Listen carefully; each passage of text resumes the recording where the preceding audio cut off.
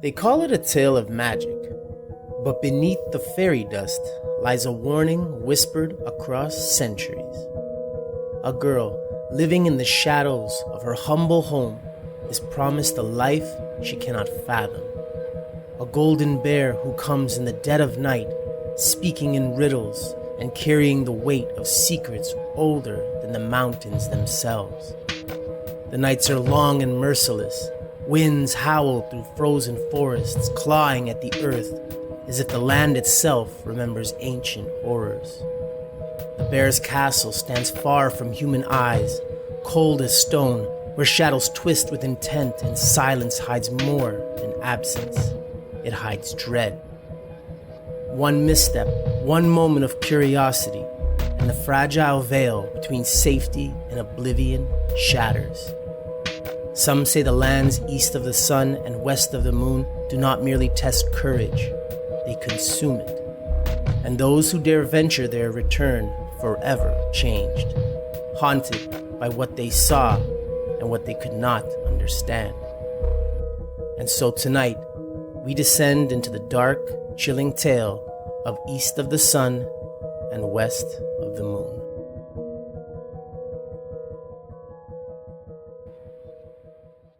In a village huddled beneath icy peaks, a young girl lived in quiet obscurity, her days swallowed by chores and the whispering wind that rattled the frost-laden trees. Her life was ordinary, but the forest beyond her home held a pulse, a heartbeat of cold and shadow that no villager dared approach. One evening, a storm rolled over the mountains, dark clouds blotting out the moon, and a strange golden glow appeared at her window. It was a bear, immense and otherworldly, with eyes that gleamed like molten amber. Its fur shimmered unnaturally, almost like it trapped the dying light of a frozen sun. The bear spoke in a voice that both soothed and unsettled, promising safety, wealth, and a life beyond mortal reach, if she would come with it. Fear coiled in her stomach, yet the allure of escape from her mundane existence gnawed at her resolve. The villagers, she sensed, would never understand the choice she now faced, and the bear's gaze seemed to peer into the corners of her soul. As she followed the creature through the snow-choked woods, every step carried the weight of foreboding. The wind whispered secrets she could not comprehend. Branches bent unnaturally, as if guiding her toward the unknown. The bear's path was silent but purposeful, leading her to a destination hidden by ice and shadow. She could not yet see the castle looming beyond the mountains, nor the trials awaiting her there. But in that moment, the forest seemed alive, aware of the bargain being struck, and hungry for the consequences that would follow. The girl had crossed the threshold. Her ordinary life and all safety would soon vanish beneath the cold and yielding expanse of magic and terror.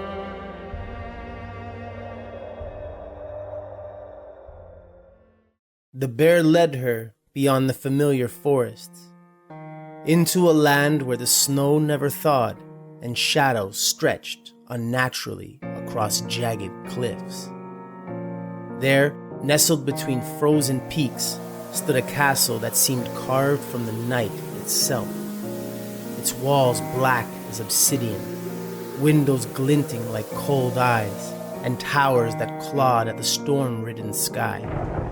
The wind howled through its battlements, carrying whispers that hinted at words better left unknown. Inside, the castle was a labyrinth of silence and chill.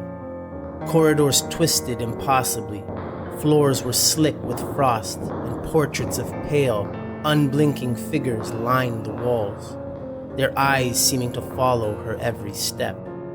Candlelight flickered weakly, casting grotesque shadows that danced like spirits along the stone. The bear, now towering and majestic, watched with a patience that felt ancient, its gaze both protective and commanding, as if it ruled a realm beyond mortal law. The girl quickly learned the rules of this enchanted domain. She must speak only when spoken to, walk only where allowed, and never seek the truth behind the castle's walls. Disobedience, she was told, would summon consequences darker than the cold biting her skin. Yet curiosity gnawed at her, a fire smoldering beneath layers of fear, tempting her to peek behind curtains and through doors that should never be opened. Every corner of the castle seemed alive. The stone whispered, the shadows breathed, and the air itself pulsed with quiet menace. It was beautiful, terrifying, and utterly alien. And somewhere, deep within its frozen heart, the girl sensed that her choices, no matter how small, might awaken forces she could never hope to control.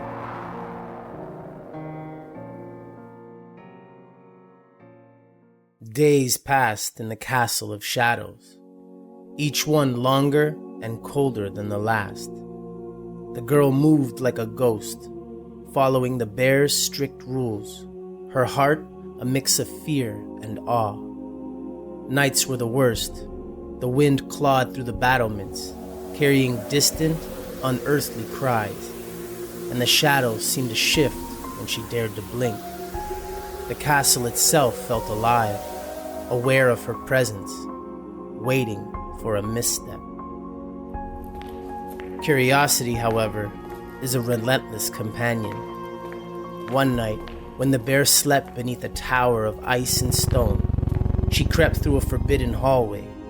The air grew thick, almost vicious, and whispers slithered from the walls, warning her, yet drawing her onward.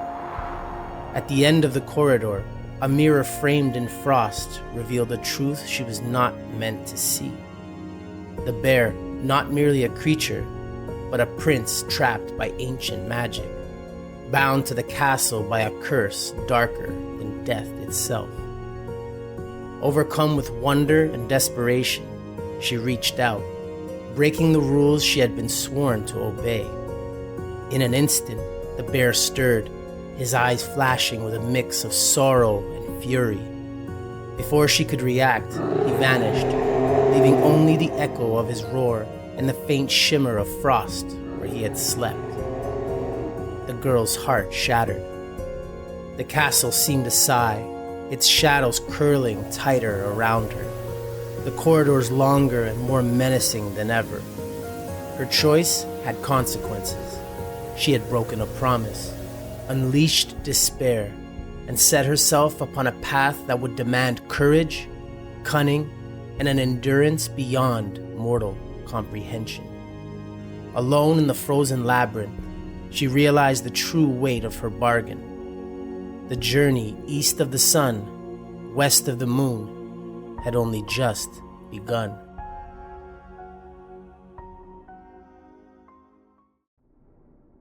The girl left the castle behind, stepping into a world that was no longer her own. Snow stretched endlessly, a frozen sea under a sky painted with unnatural colors. Auroras that writhed like living serpents, casting eerie light on jagged cliffs, and forests twisted by frost.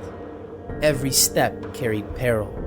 The ground threatened to give way beneath her, and strange whispers floated on the wind, hinting at unseen watchers lurking just beyond her sight. She crossed mountains that seemed impossibly high, where the air bit like knives and the silence weighed heavier than stone. Rivers were frozen solid, yet ripples of shadow moved beneath the ice, as if the water itself were alive and hungry. Forests loomed like skeletal giants, their twisted branches clawing at her as she passed, hiding creatures that watched with eyes too bright, too calculating, and far too human. Time itself felt distorted.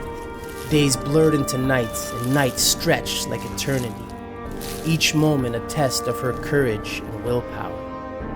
The path east of the sun and west of the moon offered no guidance, only riddles whispered by the wind, landscapes that shifted when she dared to look away, and dangers she could not name. Yet she pressed on, driven by hope and guilt, haunted by the echo of the bear's sorrowful gaze. Every step was a gamble with fate, every breath a challenge to survival. Somewhere in that frozen expanse, the line between life and nightmare blurred, and the girl understood.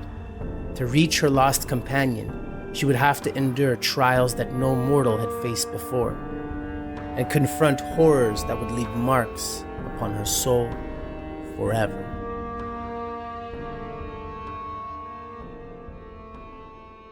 At last, the girl reached the edge of the lands east of the sun and west of the moon, where the air shimmered with unnatural frost, and the sky burned with colors unseen by mortal eyes. Before her stood the witch who had cursed the bear, a figure draped in black ice, eyes gleaming like frozen stars, and hands that seemed to twist shadows into claws. The wind howled around her, carrying the echoes of the girl's journey, of every peril and terror endured. The bear, now revealed in full majesty and sorrow, stood by her side.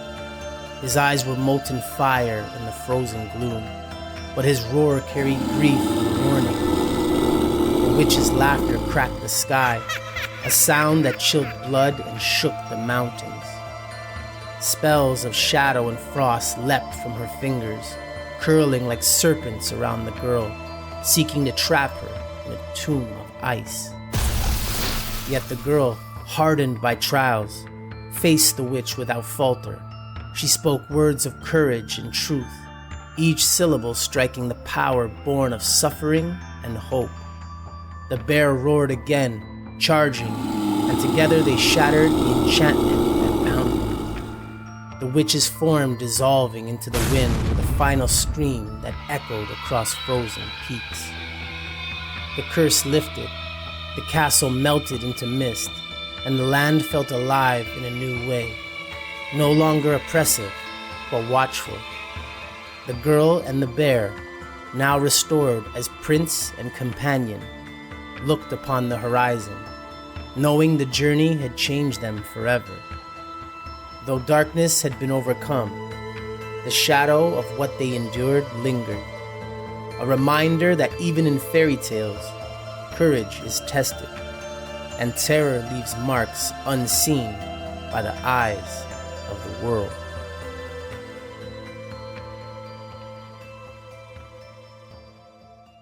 The tale of East of the Sun and West of the Moon is more than a fairy tale. It is a journey through shadow, fear, and the unrelenting test of courage. A girl ventured into a world where magic is merciless, where rules bend, and where curiosity can awaken horrors beyond imagination. She faced impossible landscapes, whispered terrors, and a curse that threatened to consume all she held dear. Yet through endurance, cunning, and a heart unbroken, she survived, reunited with the one she sought, and shattered the darkness that sought to claim them both. Still, the echoes of her journey linger. The forests remember, the mountains whisper, and the wind carries warnings to those who dare wander too far into realms they cannot understand. If you enjoyed this dark fairy tale, be sure to like, subscribe, and hit the bell, and share with someone needing a reminder that fairy tales often hide lessons in beauty, but this one reminds us of the fragile line between wonder and terror.